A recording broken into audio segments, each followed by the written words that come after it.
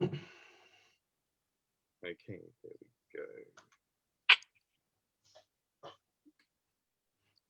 Well, welcome Dr. Rodson Hill and Alex Cook to our special Business Blessings budget special update. It's great to have you here. So I believe you two have already been sparring on Vision FM today, so it's great you've had some practice to spar together here. We have a little bit, Wes, but it's really good to join you. Welcome Dr. Rodson Hill and Alex Cook to our special Business Blessings budget special update. It's great to have you here. So I believe you two have already been sparring on Vision FM today, so it's great you've had some practice to spar together here. We have a little bit, Wes, but it's really good to join you. I know. Okay, here we go. I've sorted out that audio problem there.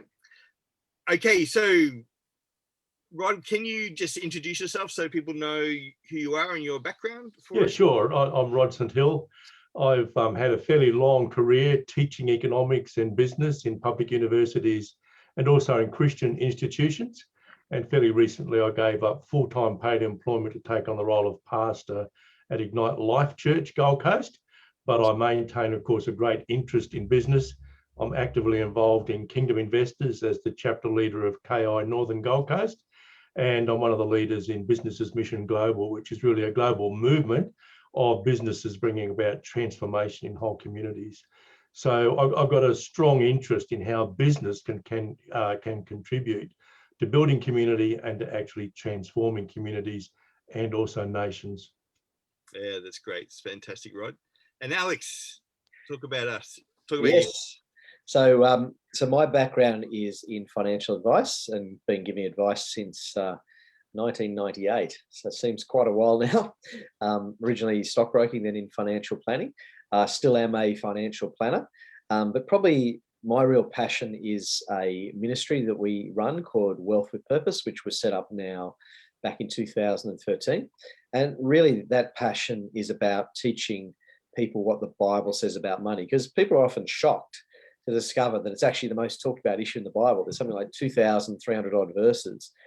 So there's immense wisdom in scripture about how to handle money, how to think about money, how to behave with money. And so that's our passion. And so we teach in churches around Australia and have lots of courses and programs that people can participate in. We love doing webinars like this as well, where we get to share with people what God's word says about money. So yeah, that's my background. So that's great. Well, it's great to have both you on today. So I'm really looking forward to this time as well. So just general overall, what's your sense of the budget last night? Any overall views? Who's going to go first, Rod? Well, I'm a bit of a big picture man. My background has always been in macroeconomics, so I've had a long-term interest in budgets. Just in summary, I would say each of the lines in the budget is probably fairly reasonable. There are a lot of very good decisions that have been made to support people who perhaps lack other means of support in this budget. But I am really concerned about the ever-increasing size of government. As government grows as a proportion of our income, we lose our freedoms. And I think that's an important issue for Christians to be concerned about. The bigger the government, the less freedom we have. And I do believe that freedom is an essential characteristic of the Christian faith. You know, we're even free to choose whether or not to follow Jesus. So I'm a little bit disappointed in the sense that there's been absolutely no attempt at any major reform that is likely to lead in the future to more sustainable fiscal outcomes. Great. Yeah, and look, I had similar sort of feelings to Rod. I guess also as a financial planner, I look at some of just the personal things, so like superannuation, for example.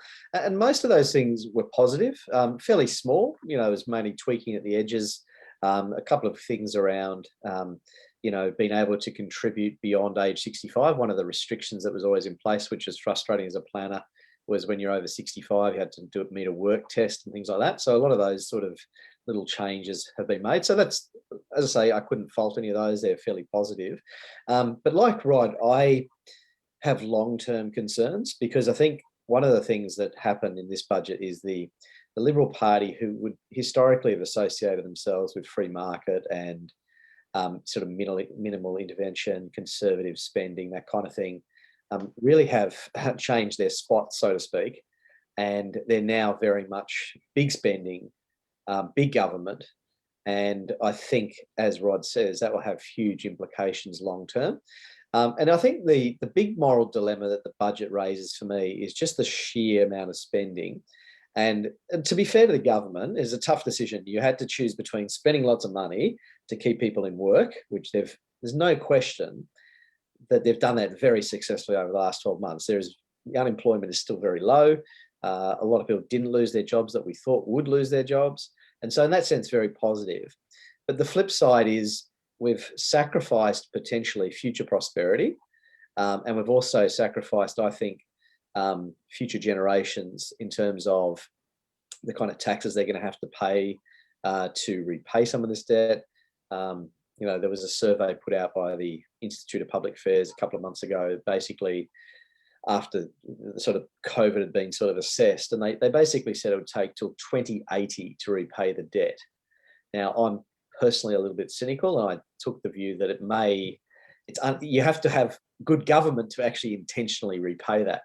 And I think in Western world these days, there is very little intention from any government, forget a Liberal Labor, I think there's very little intention to actually pay it. Everyone, we're now in the days of government intervention, and there's this very strong belief that government must intervene, that we can't allow the population to have any suffering. And I think the Liberal Party did take a very political view, and that is that had they not done enough, you can imagine Labor would have said, hey, look at all the unemployed, had they not done what they'd done.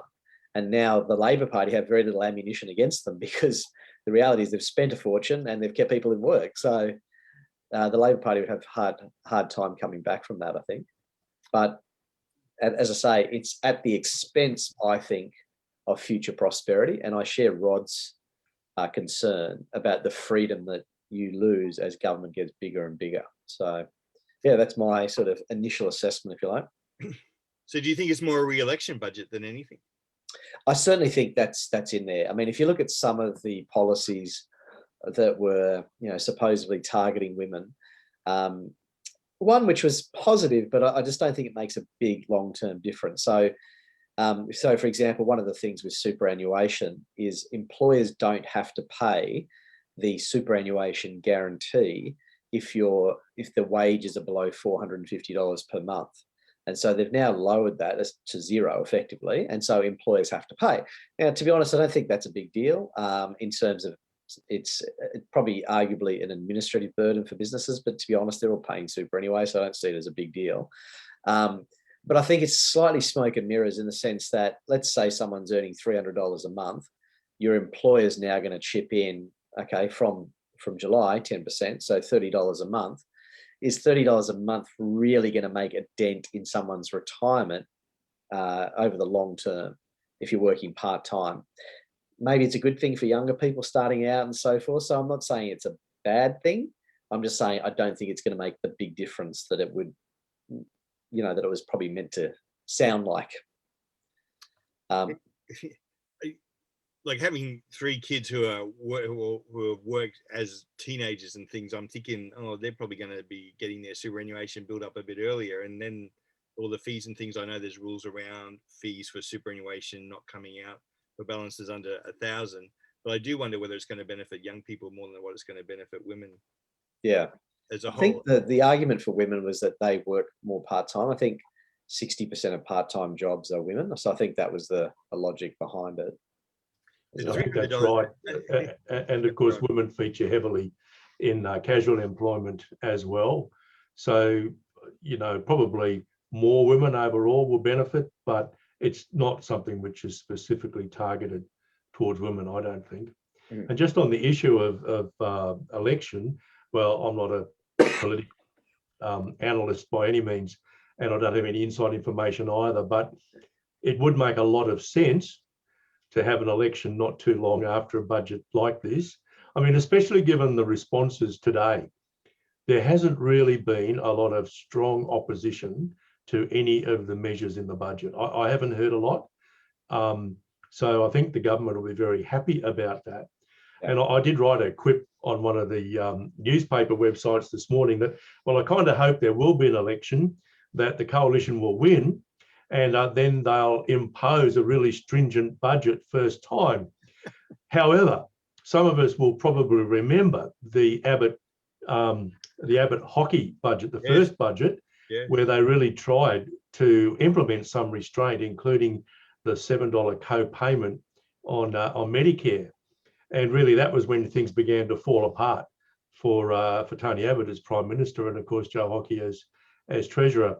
So I don't even know whether the political mood out there is such that, you know, they could repeat what John Howard did, because it was fairly typical for John Howard to have a fairly lax budget before an election and then go in and sort of mop up all the excess in the first budget after the election.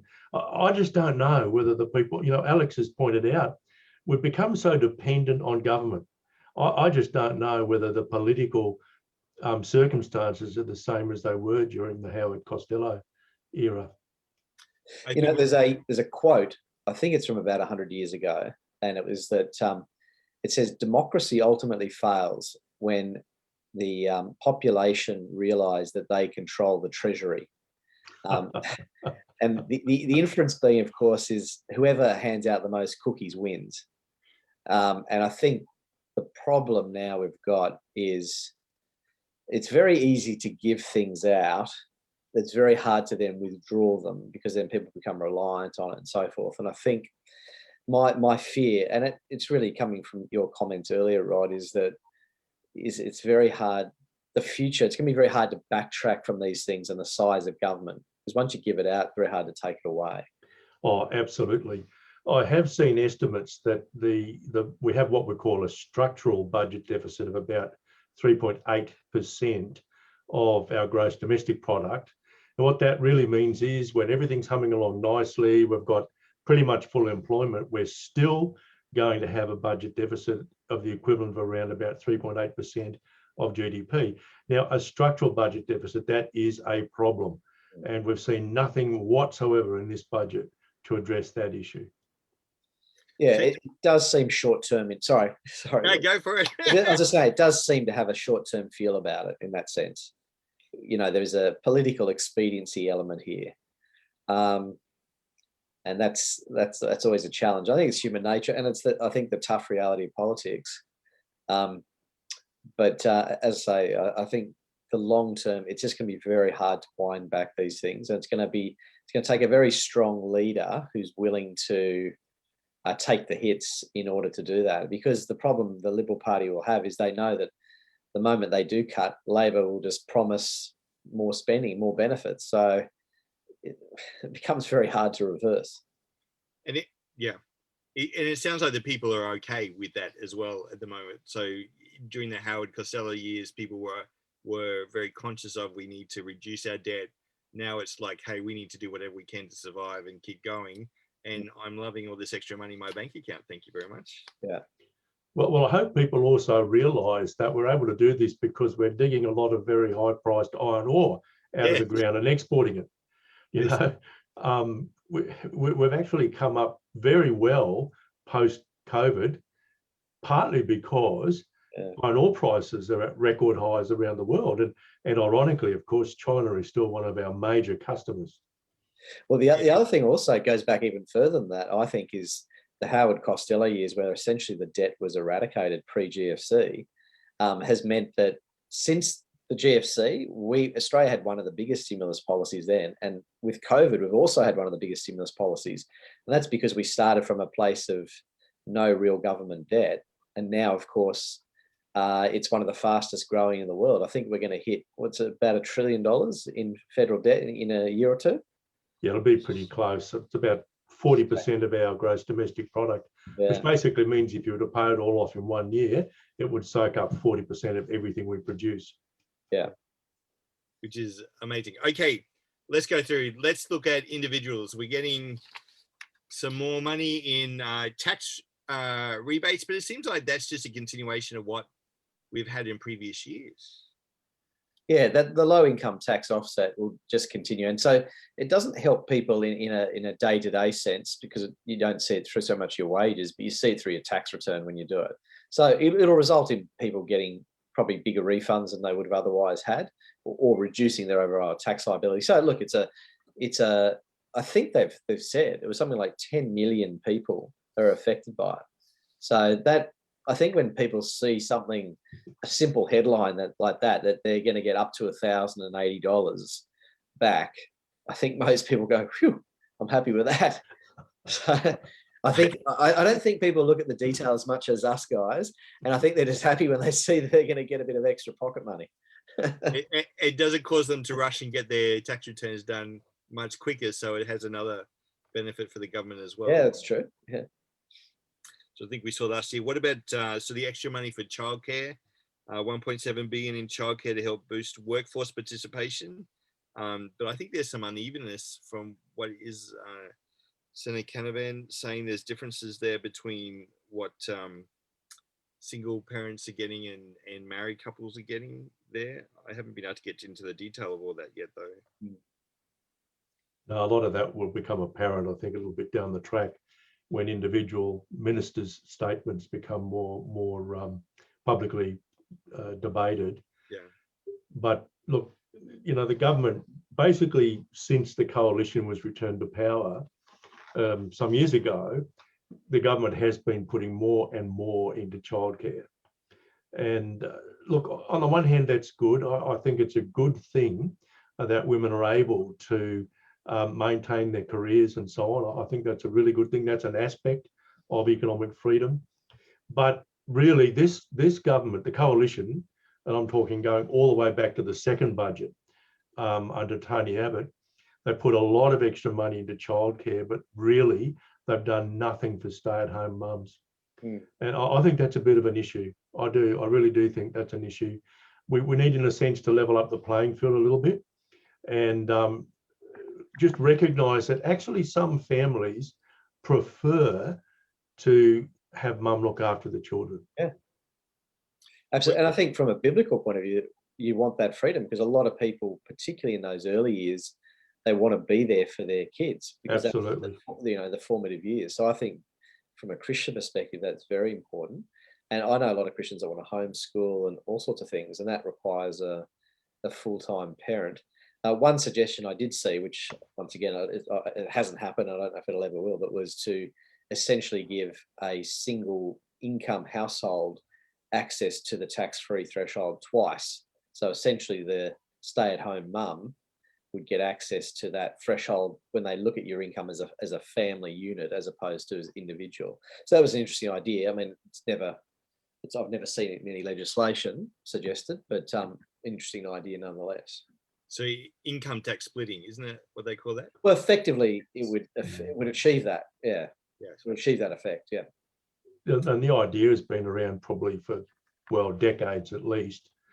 There's probably less advantage in that now than there might have been a decade ago, as income tax rates are reduced and most people will be on a flat rate of income tax within another few years.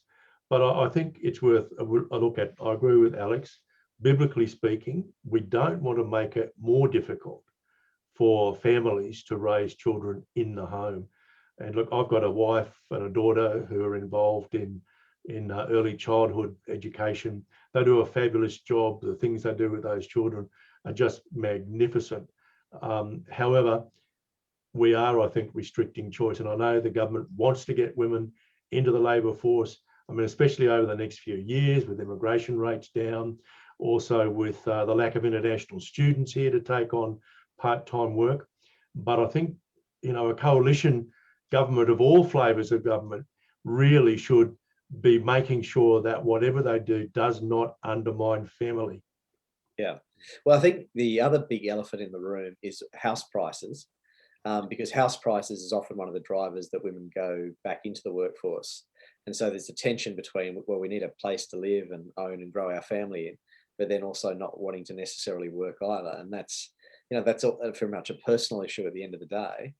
But I think high house prices, particularly in Sydney and Melbourne, where they're just extreme, that acts as a driver as well.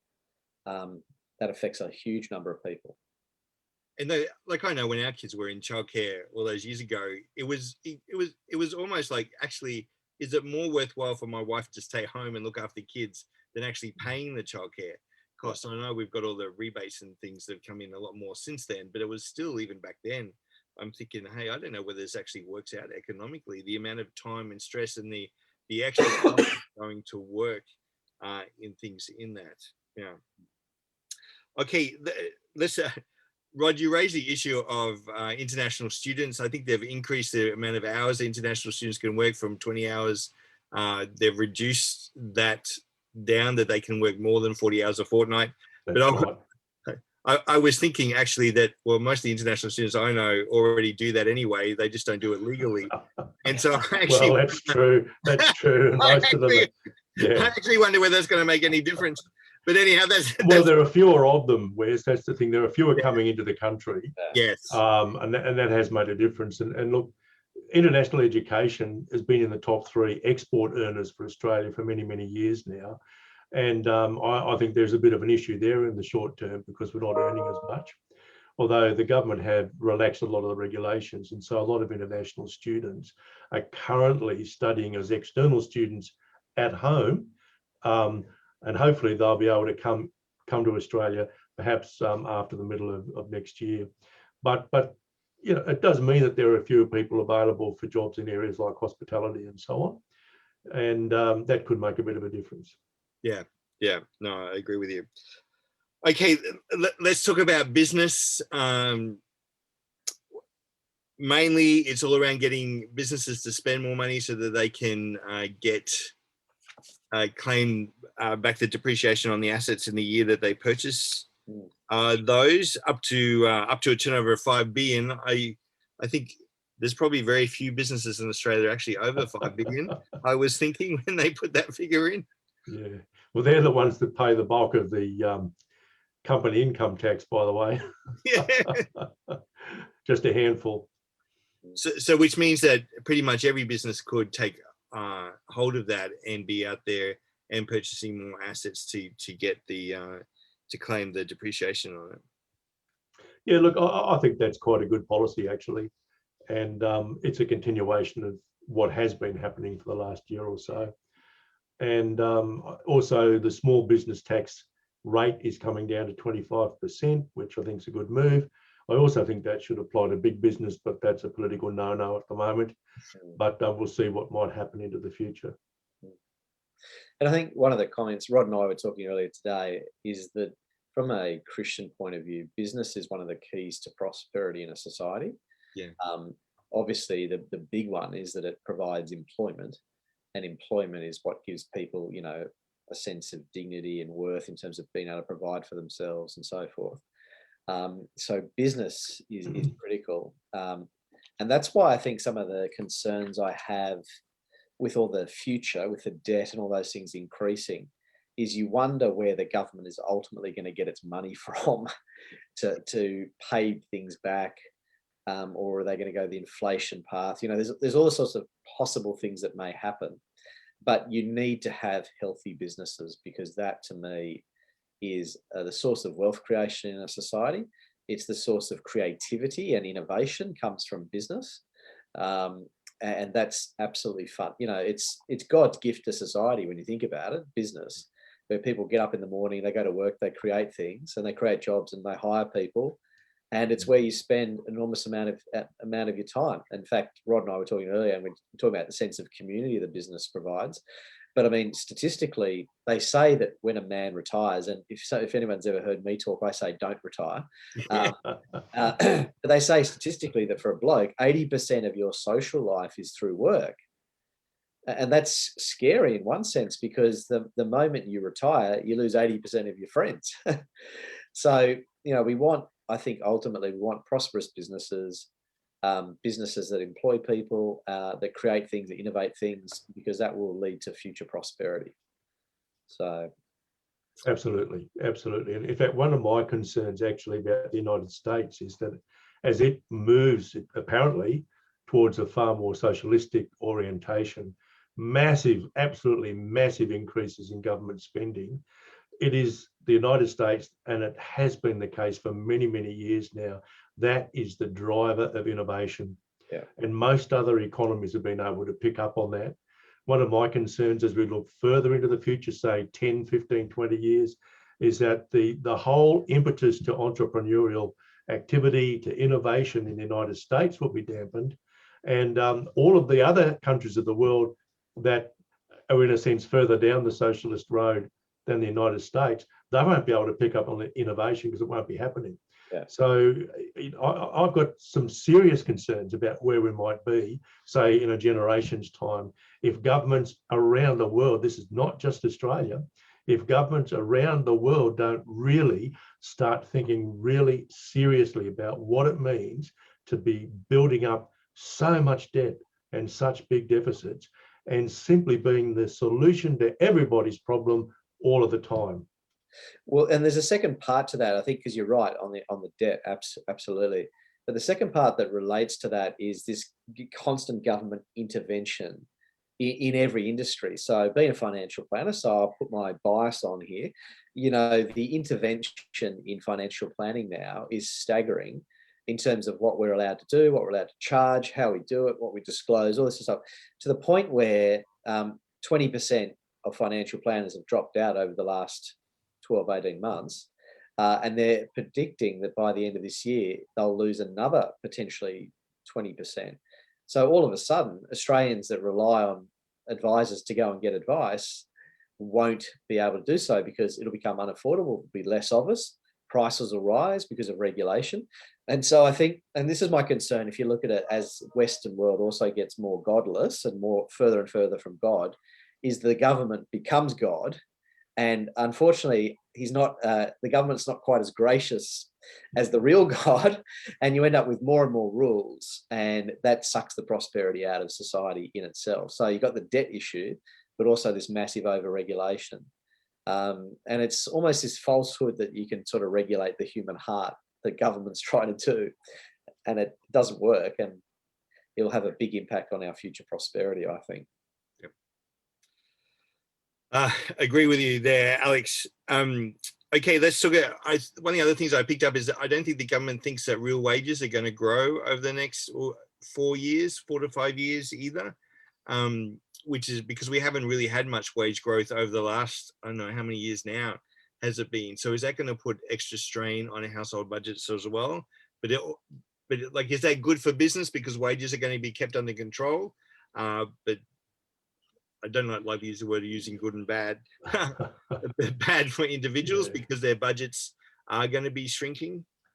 Look, there's no doubt, certainly private sector wage rate growth has been pretty low for the best part of a decade now. And it looks as if it'll stay fairly low. Although my guess is that there will be some increases in, say, skilled labour areas because of the fact that immigration is well down, and it'll stay down for another year or two. Look, for many people, that's actually okay because the rate of inflation is also very low and there's some tax cuts coming. However, it's different if you're a young person and you're trying to buy your first home. The price of houses, for example, doesn't work its way into the most common measures of inflation. And so we look at the data, wage rate increase pretty low. Oh, well, but inflation is low. Good thing, no real problem. However, that might be all right for someone at my stage of life. I've got no mortgage, so I own my own home freehold. But if I'm 40 years younger, starting out, newly married, wanting to have a family, want to buy a house, different story. And the other dimension to that is the figures came out for rentals just the other day or two, and rents in the last 6 months have gone up 5%. Now, if wage growth is, you know, next to nothing and rents are going up at 5%, that'll trap a lot of people in renting that want to go into buying. And my concern with buying is, even though, I mean, we talk about house prices because to me that's a massive Achilles heel on the nation because they're just so high. But the cost of debt keeps going down and down. So that helps people that are already in the market because your repayments are getting less. So you could argue in that sense, it's quite a positive, even with low wages growth. What I'm concerned about is at some stage in the future, and I don't know if it's 2 years, 3 years, 5 years, when rates do inevitably rise at some point, there's going to be an awful big squeeze on the average household budget at that point in time. And I don't know when that is, but with the cash rate at 0.1%, you'd have to assume that at some point rates are going to rise. Now, the Reserve Bank has said they won't go negative. So now keep in mind, they did also say they wouldn't print money 3 years ago as well. And we're now printing 200 or 300 billion a year or whatever it is. So never say never. But, you'd have to assume that surely at some point rates are going to rise. And that's when I think the whole wages growth will become a source of tension. I'm personally worried about the middle class in the Western world. That's a sort of I think the middle class is going to be under enormous pressure if we follow this sort of socialist path that we seem to be on, because socialism just leads to the middle class suffering. And I've seen that firsthand. As some people know, I lived in Argentina for 5 years, where inflation is 30% per annum. And the middle class struggle. It's just tough. It's very, very tough. Very hard to get ahead. And so I can see now, hopefully we'll never get to the extremes of Argentina, because that is very extreme. But nonetheless, we're following this path that doesn't work. So we do need strong leadership to turn us around pretty quick, I think. So that comes back down to we haven't got family budgets in that regard. And like I know, as it is, a lot of people don't actually get married now. And one of the reasons I've heard people say is the cost of getting married. So it's easier just to shack up together and live, and then they have the kids, and then later on, some stage they get married. Like I look at my daughter, she's 21, she's in the process of building her first home, but I'm seeing the mortgage stress on her already, and she's in a very well-paying job and she's doing it by herself. But all those things then add to extra stuff in relation to domestic violence, the family unit falling down, those other social issues that come to play because of these kind of things as well, which then of course increases government spending in those areas. Yeah. Well, and we're seeing that too, of course, because there's an allocation in there for domestic violence to help women. There's a significant increase in mental health funding, which I think is well and truly justified. And but in a sense, we're really just being the ambulance at the bottom of the cliff. It's such a great point, Rod. That's such a great thing. We're at the ambulance at the bottom of the cliff. I mean, and this is where, this is the remarkable thing about the Christian faith, is our society is entirely repairable if we embrace the Christian faith as the way of doing life. You repair families, you put things back together, you have this restorative nature that Christ brings, and you could repair the economy and so forth. But the further we turn our backs on God as a nation, the further more bigger the problems are going to be. One of my favorite passages is in Deuteronomy 8, verse 18. It says, "Remember the Lord, for it is he who gives the ability to produce wealth." And I think what's happened in Australia over the last sort of 50 years, as we've had all this sort of prosperity and very comfortable lives, in fact, really anyone born since World War II has only really ever known prosperity. And so I think when that's happened, we've forgotten the Lord, and we've forgotten where all the good things come from and the blessings and the requirements that attach to that. So we desperately need a revival, and the restoration that Christ can bring to the nation and repair families and so forth. Because the economic cost is mind-boggling. Like one of the budget items you probably saw was I think they call it the first home loan, the new family home guarantee program, aimed at single parents, where they can get into the housing market with a 2% deposit. Now, I feel for single parents, because I reckon it's tough. I mean, I'm married with 4 kids, and it's hard work with 2 of us, so let alone doing it alone as a single parent. So I've got huge sympathy in that regard. But to me, this is a dangerous policy, because it ultimately will keep fueling the housing market. I think ultimately the best thing that could happen to housing is the free market takes over and we get natural adjustment. But instead we keep interfering. This is just, I'm not sure it's going to help them. It's going to make them vulnerable. And the other thing is the taxpayer is the one wearing all the risk attached to this policy. which I'm not sure I like morally either. So, you know, we do need to restore our society as much as we possibly can. And this is where Christians have such an opportunity to speak into people's lives. This goes way beyond economics. And that is that we've got to speak into people's lives and really help them, you know, find a new way of doing life that works, because we have the answers. We do. It's interesting, you know, when the Prime Minister addressed the ACC National Conference a few weeks ago, and I guess I can quote him because it's well and truly out there in the public arena now, but he said something very, very interesting. He said, "I need your help." And he was addressing leaders of the ACC churches, of course. And what he said was, "I need your help to build community." Yes. And I think the great strength of the church is that we are very, very good at building community. And really, it was that commitment to community that led the church to establish the first schools, Sunday schools, for the laborers' children, and hospitals, universities, all of these things. The early Christians were known as they were the only people who, at the risk of their lives, would go and tend to those who were suffering from the plague. And of course, I mean, the plague was well known in Roman times when Jesus was on the earth, and the Christians were noticed because they were the only ones who were prepared to actually sacrifice their very lives to help those who were sick. Now we've outsourced it all. We've outsourced, and even in those cases where education institutions or hospitals and so on are kind of church attached, employment agencies and all those, they're often run as kind of separate entities. And that's not true universally, of course. There are Christian schools that are really closely associated with their denominations, but in a lot of cases that they've kind of drifted apart. So, you know, the church was never meant to be us meeting together in a building on Sundays and worshiping the Lord and hearing from his word. That's great. But the point of that is to prepare us for what we do Monday through Saturday.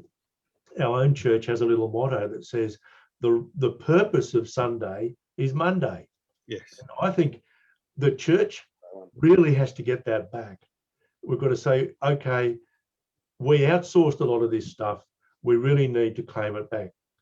And that applies as much in the economic arena as it does in the social arena, in the arts, in business and so on. I personally believe business has an enormously important role to play. As Alex said, you know, the great value of business is that it offers people the dignity of meaningful, sustainable, paid employment. And although that's not for everybody, you know, for stay-at-home mums, it's not for them, but for society as a whole, that level of dignity is so important. And I just think we undervalue business, we undervalue work. In fact, you know, we've turned work into drudgery. Economists value work negatively. In all our models, work is a negative, and the reason why we're paid is to kind of offset the negative contribution that work makes to our lives. Whereas I think in God's plan for humanity, work is meant to bring us joy. And our salary is more about justice than anything else. Yeah. Yes. Very well said, right? And it's straight out of Genesis, you know. Yeah, absolutely. He worked for 6 days, then he rested. Yeah. I mean, we're built to work. I mean, this is why I say to people when we talk about calling and so forth, is that it's why I don't believe in retirement. And it's not so much that you stay in paid employment till the day you drop off. It's more that you get up every day on purpose and do work, whether it's paid or unpaid or whatever. It's purposeful. And that to me is the key. And you're built to work. And it's meant to be, as you say, a great joy.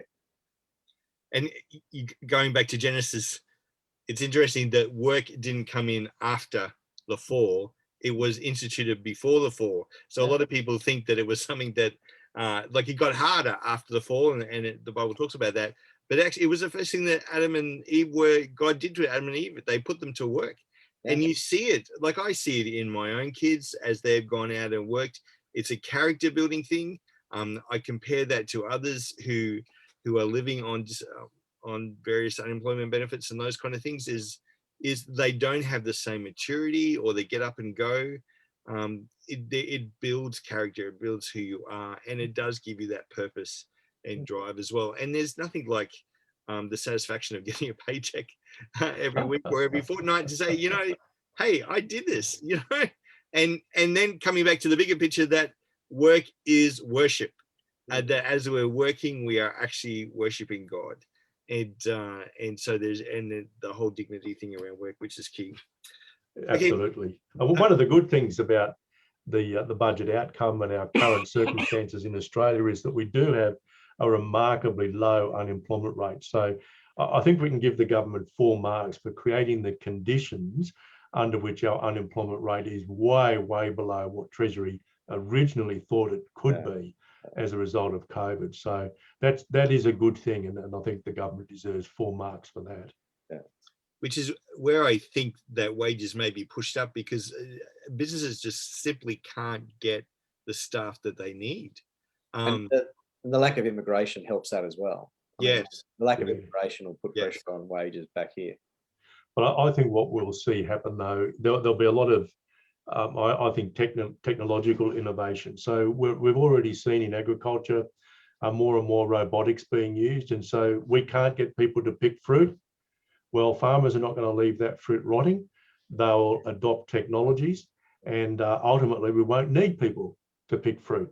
And the rate of adoption of robotics and so on in agriculture, it's mind-boggling, really.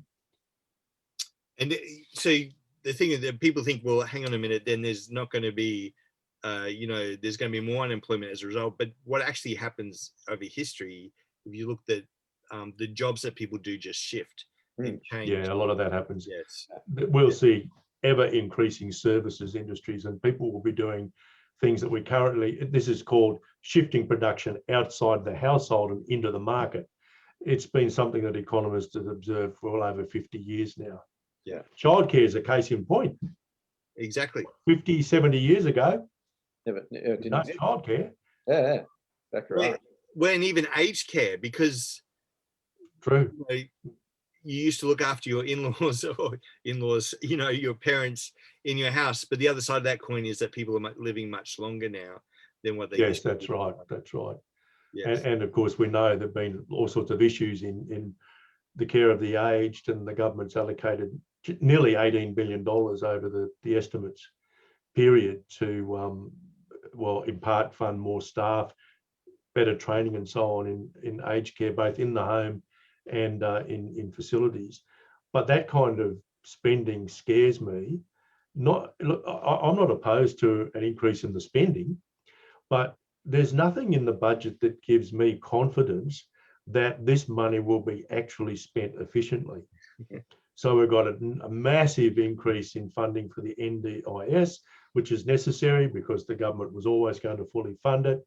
We've got a very, very sizable increase in the allocation for aged care.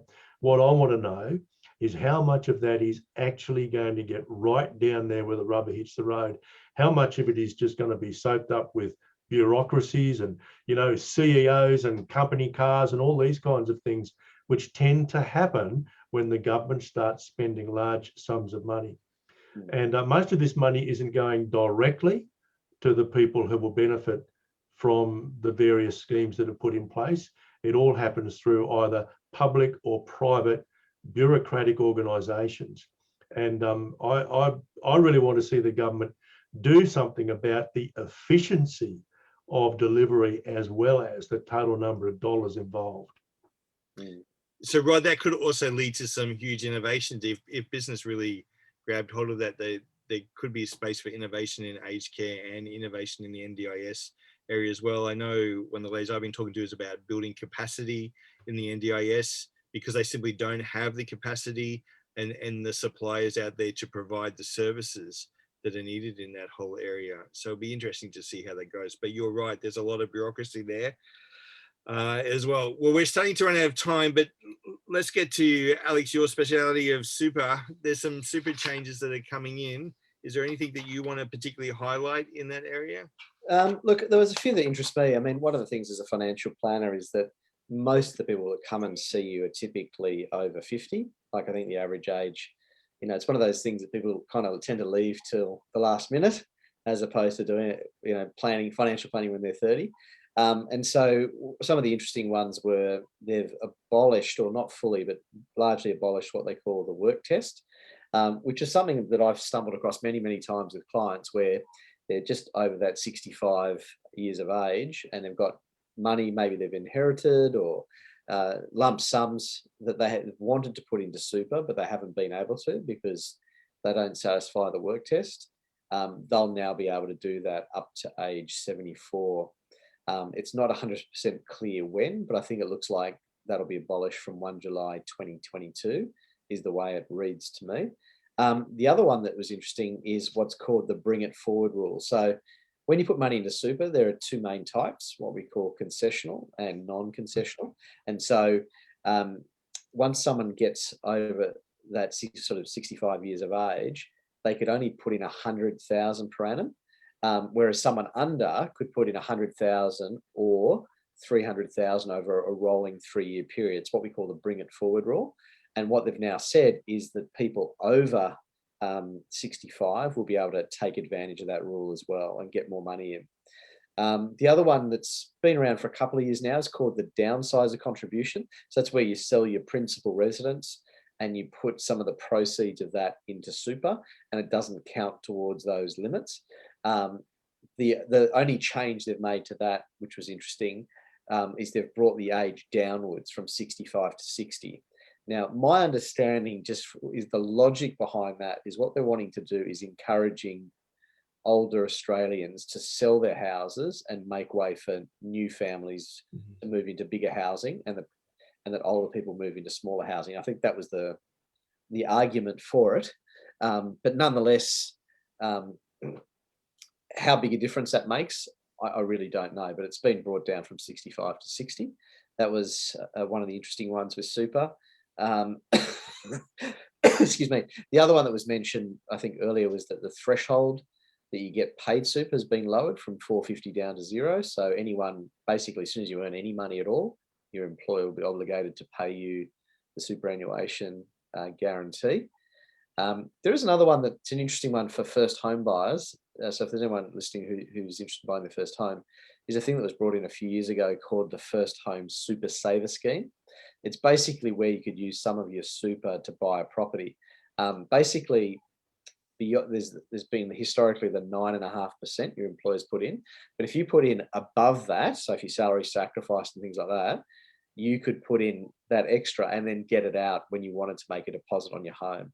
And it had a double benefit, because on the one hand, by salary sacrificing, you're reducing your tax liability, your personal income tax. But then on the other hand, you get the benefit of then being able to get that money back out of super towards buying a house. So it was a sort of a more tax efficient way of saving for your first home, if you like. So that's been continued, but they've increased the amount you can take out. So you can take out up to 50 grand as a deposit for a home. Now, keep in mind, that means you've got to put 50 grand in above the normal amount anyway. But nonetheless, it's a good way of saving and helping people to get there quicker and more tax effectively. But do they so get a few little changes like that? Just Alex, but on that, do they get the return of the money that they put in as well, or is it just the money that they've put in? Just the money you put in. So the limit you can get out is the 50K. Right. Okay. So you can put in. So previously you could put in a maximum of 15 per annum. Yeah. And that was included in what you call your limits of 25 grand. So you put in up to 15. So that still exists, but when you go to take it out, the maximum you can take out now is going from 30 grand up to 50 grand. So look, it helps. All these little things are kind of tweaking. I don't see them as earth shattering, but they help. And the other thing is, we're still going ahead with the 10%, the rise from 9.5 to 10% for the SGC. And they're still moving to the 12% as well. So they haven't cut that out, where there was some talk that they might be doing that. Yeah, I mean, I think the discussion would be what would the impact that would have on business if they have to keep paying more and more into super. So there was some talk that it would be potentially abolished, but they've obviously left it alone.